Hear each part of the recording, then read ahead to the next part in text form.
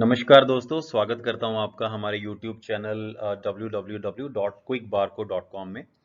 मेरा नाम है राजकरण बंसल और आज हम एक बहुत ही इम्पोर्टेंट क्वेश्चन का आंसर करेंगे जो कि है प्रोडक्ट के ऊपर बारकोड लगाएं या QR कोड लगाएं।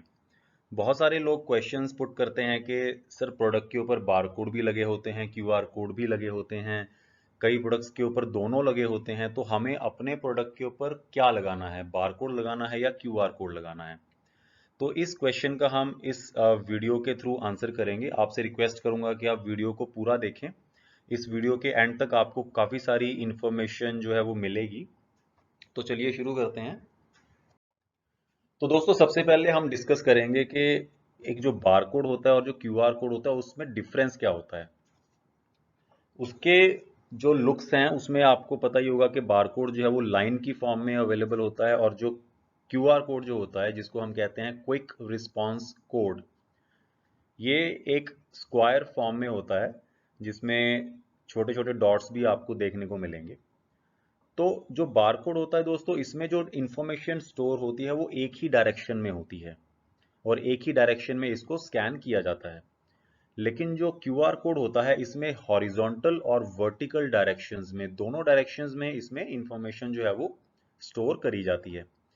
तो ऑब्वियसली अगर दो डायरेक्शन में इंफॉर्मेशन स्टोर हो रही है तो जो QR कोड है वो ज़्यादा इंफॉर्मेशन स्टोर कर सकता होगा। बिल्कुल सही बात है। एक जो ट्रेडिशनल बारकोड होता है वो रफली 20 कैरेक्टर्स को होल्ड करता है। ये 20 कैरेक्टर्स जो है वो ज़्यादा भी हो सकते हैं, लेकिन उसमें जो बारकोड का जो साइज है वो उतना ही ज़्यादा बढ़ता रहेगा। वहीं जो एक QR कोड है वो it can hold more than 4000 यानी कि 4000 अल्फा न्यूमेरिक कैरेक्टर्स को ये स्टोर कर सकता है हॉरिजॉन्टली और वर्टिकली। तो आप देखिए कि इन दोनों की स्टोरेज कैपेसिटी में कितना डिफरेंस है। जो बारकोड्स हैं दोस्तों वो हर टाइप के स्कैनर में स्कैन हो जाते हैं। मार्केट में जितने भी स्कैनर्स अवेलेबल हैं वो बारकोड को तो स्कैन कर ही पाएंगे, लेकिन जो QR कोड जो होता है वो सिर्फ QR कोड स्कैनर से ही स्कैन होगा। जो QR कोड स्कैनर्स हैं वो भी मार्केट में अवेलेबल हैं, जो कि थोड़े से एक्सपेंसिव आते हैं। अगर बारकोड का कोई भी जो पार्ट है वो मिसिंग हो जाए, लेट अस सपोज बारकोड की जो एक लाइन है उस लाइन का 75% अगर पार्ट भी अगर मान लीजिए फेड हो जाए या बारकोड आपका जो है वो पैकेट के ऊपर से हट जाए, तो अगर उसका 25% पार्ट भी अगर अवेलेबल है तो भी आपका जो बारकोड है वो स्कैन हो जाएगा। लेकिन अगर QR कोड की बात करें तो QR कोड में अगर उसका कोई पार्ट, स्पेशली जो आई एरिया होता है QR कोड का, आई एरिया जो आपको इस एग्जांपल में कॉर्नर पे जो आपको रेक्टेंगुलर बॉक्स दिख रहे हैं तीन तीन साइड पे, तो इसको हम कहते हैं आई एरिया। तो अगर ये एरिया फेड हो जाए या इसमें से थोड़ा सा भी ये फट जाए तो उस केस में क्या है कि जो QR कोड है वो स्कैन नहीं हो पाता। तो दोस्तों दोनों बारकोड और QR कोड के अपने अपने बेनिफिट्स हैं, अपनी अपनी लिमिटेशंस हैं। तो हमें कौन सा अपने प्रोडक्ट के ऊपर यूज करना चाहिए। आप सोच रहे होंगे दोस्तों कि क्योंकि QR कोड जो है वो ज़्यादा इंफॉर्मेशन स्टोर रख सकता है तो हम अपने प्रोडक्ट के ऊपर जो है बिलिंग वगैरह के लिए, इन्वेंट्री मैनेजमेंट करने के लिए हम QR कोड रख सकते हैं। तो देखिए हम कौन सा कोड रखते हैं। तो दोस्तों रिटेलर की बिलिंग और QR कोड मेंटेन करने के लिए आपको अपने प्रोडक्ट के ऊपर बारकोड ही लगाना चाहिए। तो सबसे पहले इसका रीज़न ये होता है कि जो बारकोड स्कैनर्स होते हैं वो बहुत ही इकोनॉमिकल प्राइसेस पे अवेलेबल होते हैं, लेकिन जो QR कोड स्कैनर्स होते हैं वो काफ़ी महंगे आते हैं। तो अगर बड़े रिटेलर्स की बात करें उनके पास तो बारकोड और QR कोड स्कैनर दोनों अवेलेबल होते हैं, लेकिन अगर मैं छोटे रिटेलर्स की बात करूं जो रिसेंटली बारकोड स्कैनिंग सिस्टम की जिन्होंने रिसेंटली बारकोड स्कैनिंग सिस्टम लगाया है अपने रिटेल स्टोर में, तो मैं ये कहूँगा कि सभी के पास बारकोड जो QR कोड स्कैनर्स हैं वो अवेलेबल नहीं होते क्योंकि उनका जो बजट है वो कम होता है। तो अगर आप अपना कोई प्रोडक्ट मार्केट में लॉन्च कर रहे हैं तो डेफिनेटली आप ये नहीं चाहेंगे कि आपका जो प्रोडक्ट है वो कुछ रिटेल स्टोर पे एक्सेप्ट कर लिया जाए और कुछ रिटेल स्टोर पे आपका प्रोडक्ट जो है वो एक्सेप्ट ना किया जाए क्योंकि उसके ऊपर QR कोड लगा हुआ है या बार कोड लगा हुआ है। तो इसलिए दोस्तों आपको अपने प्रोडक्ट के ऊपर रिटेलर की पॉइंट ऑफ व्यू से आपको बार कोड ही लगाना चाहिए। उससे एक बेनिफिट ये होता है कि अगर आपका प्रोडक्ट के ऊपर मान लीजिए जो बारकोड है वो फेड हो जाता है, तो उस केस में भी आपका जो बारकोड है वो स्कैनेबल रहेगा, राइट। दूसरी बात ये है कि जो बड़े से बड़े ब्रांड्स हैं, जैसे पेप्सी है, कोका कोला है, नेस्ले है, तो वो भी अपने प्रोडक्ट के ऊपर रिटेलर के पॉइंट ऑफ व्यू से या रिटेलर की रिक्वायरमेंट को फुलफिल करने के लिए बारकोड ही लगाते हैं।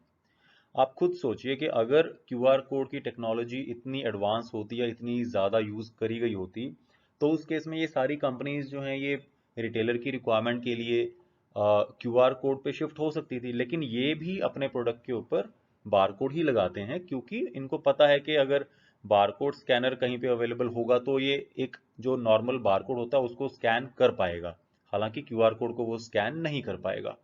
तो ये इसका रीज़न होता है, आपको भी अपने प्रोडक्ट के ऊपर जो है रिटेलर की रिक्वायरमेंट के लिए बारकोड ही लगाना चाहिए। लेकिन क्यूआर कोड बहुत सारे प्रोडक्ट्स के ऊपर लगे होते हैं, तो आप अपने प्रोडक्ट के ऊपर भी क्यूआर कोड लगाना चाहते हैं, तो अगली स्लाइड में हम देखते हैं कि क्यूआर कोड जो है वो कैसे और क्यों लगा सकते हैं। जी, तो दोस्तों क्यूआर कोड जो है वो आप अपने कस्टमर के साथ एंगेज करने के लिए, अपने ब्रांड की एंगेजमेंट अपने कस्टमर के साथ बढ़ाने के लिए आप क्यूआर कोड अपने प्रोडक्ट के ऊपर यूज कर सकते हैं। अलग अलग टाइप से आप क्यूआर कोड यूज कर सकते हैं, जैसे कि आप अपनी कंपनी की वेबसाइट जो है वो अपने कस्टमर को डिस्प्ले करवा सकते हैं क्यूआर कोड से। बारकोड से रिटेलर का काम हो गया, अब जो प्रोडक्ट है आपका वो कस्टमर के हाथ में है, तो कस्टमर आपके प्रोडक्ट का जो क्यूआर कोड है उसको स्कैन करेगा। उसको स्कैन करते ही आप अपनी कंपनी की जो वेबसाइट है वो अपने कस्टमर को डिस्प्ले करवा सकते हैं। अपनी वेबसाइट के ऊपर आप अपने जो प्रोडक्ट्स हैं, बाकी जो आपके प्रोडक्ट्स हैं कंपनी के, वो प्रोडक्ट्स आप कस्टमर को दिखा सकते हैं, राइट। अगर आप चाहें तो आप अपनी कंपनी का, अगर आपका कोई एंड्रॉयड एप्लीकेशन या कोई भी एप्लीकेशन आपकी अवेलेबल है, तो वो एप्लीकेशन का लिंक आप अपने क्यूआर कोड में दे सकते हैं, ताकि कस्टमर आपकी एप्लीकेशन को डाउनलोड करके डायरेक्टली आपके ब्रांड के साथ जुड़ जाए। एक बार कस्टमर के फ़ोन में आपकी ऐप डाउनलोड हो जाती है, तो कस्टमर उसको तो आप कस्टमर को रेगुलर इंटरवल्स पे नोटिफिकेशन वगैरह भेज सकते हैं, राइट। उसके अलावा आप अपना बिजनेस कार्ड जो है वो अपने क्यूआर कोड में डिस्प्ले करवा सकते हैं। जैसे आप चाहते हैं कि कस्टमर जो है वो आपकी डिटेल या आपसे कांटेक्ट करने के लिए आपका बिजनेस कार्ड अपने सिस्टम में, अपने मोबाइल फ़ोन में सेव करें, तो वो आप डिस्प्ले करवा सकते हैं। इससे क्या है कि कस्टमर को आपकी कंपनी का नेम या ईमेल आईडी या फ़ोन नंबर जो है वो टाइप नहीं करना पड़ेगा। जैसे ही आपका क्यूआर कोड स्कैन होगा, कस्टमर को उसके फ़ोन में ही सारी डिटेल डिस्प्ले हो जाएगी, और वो एक सेव बटन पे क्लिक करेगा तो सारी डिटेल उसके फ़ोन में जो है वो सेव हो जाएगी। उसके अलावा दोस्तों आप अपना सोशल मीडिया पेजेस, लाइक आपका कोई फेसबुक पेज है या कोई इंस्टाग्राम पेज है या यूट्यूब चैनल है, वो आप अपने क्यूआर कोड में डिस्प्ले करवा सकते हैं। जैसे मान लीजिए आप किसी ऐसे प्रोडक्ट में डील करते हैं जो कि जिसमें आप कोई कुकिंग का दिखाना चाहते हैं कि उस प्रोडक्ट को कैसे यूज़ किया जाता है, या आप लेटर सपोज आप स्पाइसेस में डील करते हैं और आप कस्टमर को स्पाइसेस यूज़ करके कोई रेसिपी दिखाना चाहते हैं, तो उसके लिए आप अपना जो यूट्यूब चैनल है उसका लिंक भी अपने कस्टमर को क्यूआर कोड में दिखा सकते हैं। और इसके अलावा अगर आपको कोई गूगल पेज है जिसमें आप अपना रिव्यूज वगैरह लेना चाहते हैं, तो सेम चीज आप क्यूआर कोड के थ्रू कर सकते हैं। इसके अलावा जो क्यूआर कोड है वो डिस्काउंट्स वगैरह देने के लिए भी यूज किया जाता है। जैसे आपके कस्टमर ने कोई क्यूआर कोड स्कैन किया, तो वो आपकी वेबसाइट पे जाके कोई कूपन कोड कलेक्ट कर सकता है, और उस कूपन कोड को यूज करके आपका जो कस्टमर है वो आपके प्रोडक्ट के ऊपर डिस्काउंट जो है वो अवेल कर सकता है। तो इस तरीके से आप बारकोड और क्यूआर कोड जो है दोनों को अपने प्रोडक्ट की पैकिंग के ऊपर यूज कर सकते हैं। क्यूआर कोड आप लगाएंगे तो आपके प्रोडक्ट की एक ब्रांड वैल्यू जो है वो इंक्रीज होती है कस्टमर के पॉइंट ऑफ व्यू से। तो इस तरीके से आप इसको यूज कर सकते हैं।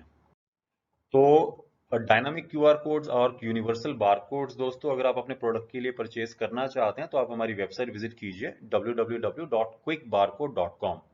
इस वीडियो से रिलेटेड आपका कोई भी क्वेश्चन हो तो आप हमारे हेल्पलाइन नंबर पे कॉल कर सकते हैं, या हमारी ईमेल आईडी जो कि इस स्क्रीन पे आपको दिखाई दे रही है, इस ईमेल आईडी पे आप हमें ईमेल भी कर सकते हैं।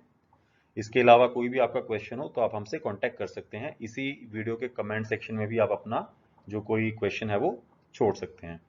Thank you so much for watching the video. Have a nice day.